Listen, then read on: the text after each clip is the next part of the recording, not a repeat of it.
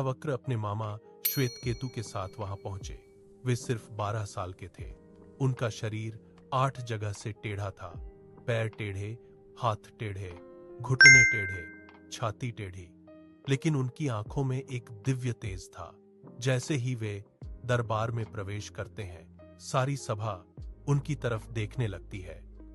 लोग एक दूसरे से फुसफुसाने लगते हैं। फिर धीरे धीरे हंसी शुरू हो जाती है। पहले हल्की, फिर जोरदार ठहाका। सभासद इशारे करने लगते हैं। कुछ तो हंसते हंसते लौटपोट हो जाते हैं। कोई कहता है, अरे ये क्या विकृत बालक है। कोई कहता है, इसे तो यज्ञशाला में घुसने भी नहीं देना चाहिए था। अष्टावक्र शांत खड़े हैं। वे हंसी को देख रहे हैं, लेकिन उनके चेहरे पर कोई क्रोध नहीं, कोई शर्म नहीं। अचानक अष्टावक्र जोर से हंस पड़ते हैं। उनकी हंसी इतनी तेज और गूंजदार थी कि सारी सभा एकदम चुप हो जाती है। लोग हैरान होकर सोचते हैं, ये बालक हम पर हंस रहा है। राजा जनक सिंहासन से उठकर आगे आते हैं। वे अष्टावक्र को ध्यान से देखते हैं और पूछते हैं, बालक, तुम हंस क्यों रहे हो? क्या तुम्हें लगता है कि ये सभा हंसने लायक है?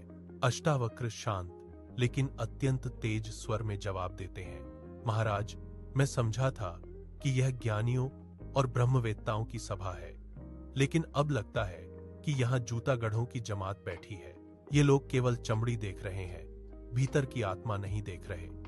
शरीर चाहे कितना भी टेढ़ा हो, लेकिन ज्ञान तो सीधा और निर्मल होता है। नदी चाहे कितनी भी टेढ़ी बहती हो, उसका पानी तो सीधा और स्वच्छ ही होता है। ये लोग मेरे शरीर की विकृति देखकर हंस रहे हैं, लेकिन वे ये नहीं जानते कि शरीर केवल एक आवरण है।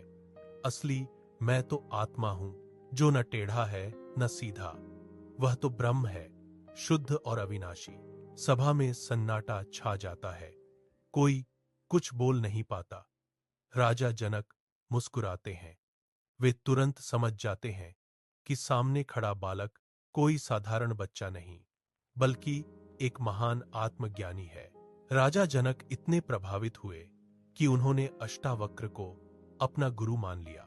बाद में अष्टावक्र और जनक के बीच गहन संवाद हुआ, जो आज अष्टावक्र गीता के नाम से जाना जाता है।